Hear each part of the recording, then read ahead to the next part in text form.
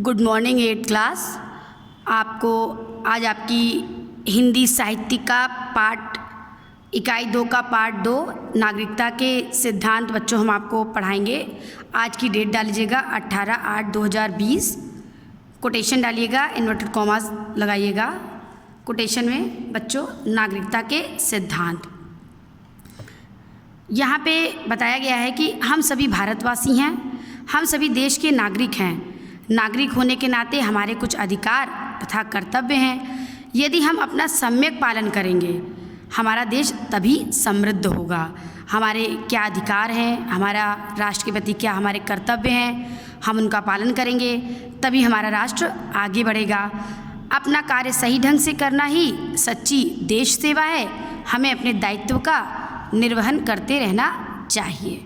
ठीक बच्चों, हमारी ड्यूटीज़ क्या हैं हमारे राष्ट्र के लिए, हमें उनका पालन करते रहना चाहिए। नागरिकता के सिद्धांत, नागरिक किसी भी देश का नागरिक होने के क्या सिद्धांत हैं, किस तरह से हम किसी भी देश के नागरिक हो सकते हैं, वहाँ की नागरिकता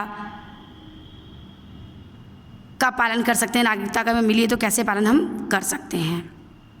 देखिए बच्चों, पेज नंबर 61। यदि हम अन्य देशों को देखें तो हमको मनुष्य में उतना अंतर नहीं दिखाई पड़ेगा जितना हम अपने देश में देखते हैं। बच्चों, यहाँ पे हम लोग विभिन्नता देखने को मिलती है, रूप रंग की, जातिगत विभिन्नता, खान पान की, वेशभूषा की, बोली की विभिन्नता देखने को मिलती है, रंग रूप की, वर्ण भेद मिलता है। तो जितनी विभिन्नता, जितना अंतर हमें भारत देश में देखने को मिलता है उतना और किसी देश में नहीं मिलता है देखने को। शिक्षा में, धन में, रहन सहन में बड़ा भयंकर अंतर है। भयंकर मतलब बहुत बड़ा अंतर है। कोई बहुत शिक्षित है, कोई अशिक्षित है, किसी के पास बहुत धन है, किसी के पास धन ही नहीं है। तो बहुत बड़ा अंतर देखने को हमारे देश में मिलता है।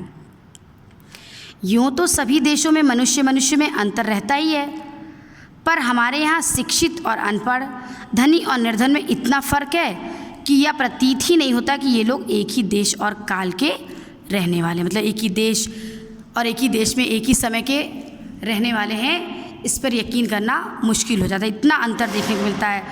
मतलब कोई बहुत पढ़ा लिखा है, कोई अशिक्षित बिल्कुल पढ़ा हुआ है, कोई बहुत धनी है, कोई बहुत निर्धन है।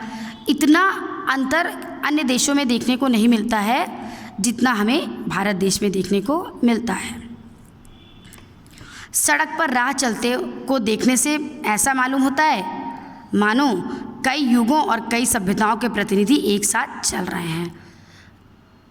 हर व्यक्ति अलग दिखता है तो लगता है कि मानो कई युगों और कई सभ्यताओं के प्रतिनिधि, आगे चलने वाला व्यक्ति प्रतिनिधि बोलते हैं किसी समुदाय विशेष को का प्रतिनिधित्व करने वाला, किसी समाज विशेष को, तो लगता है किसी धर्म विशेष को, किसी जाति विशेष का प्रतिनिधित्व करने वाला प्रतिनिधि।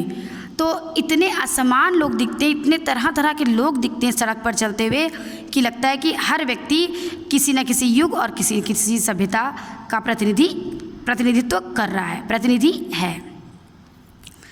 ऐसी अवस्था में किसी एक निश्चित मार्ग पर चलने के लिए संगठित होना हमारे लिए असंभव हो जाता है। इस अवस्था में जब बहुत भेदभाव दिखता है तो एक किसी निश्चित मार्ग पर चलने के लिए संगठित, एकत्रित होना हमारे लिए असंभव हो जाता है। साथ ही हमारे देश के वायुमंडल में जाति भेद का भाव इतना प्रबल है कि देश सेवा और समाज सेवा का कार्य भी हमने एक विशेष श्रेणी के लोगों का कर्तव्य समझ रखा है।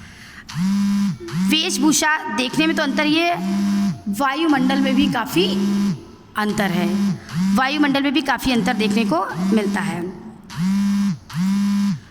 इससे हम क्या सोचते हैं कि देश सेवा भी कुछ वर्ग विशेष लोगों का ही कार्य है, जिसकी प्रशंसा तो हम अवश्य करते हैं पर जिसका प्रभाव अपने प्रतिदिन के जीवन पर पड़ने की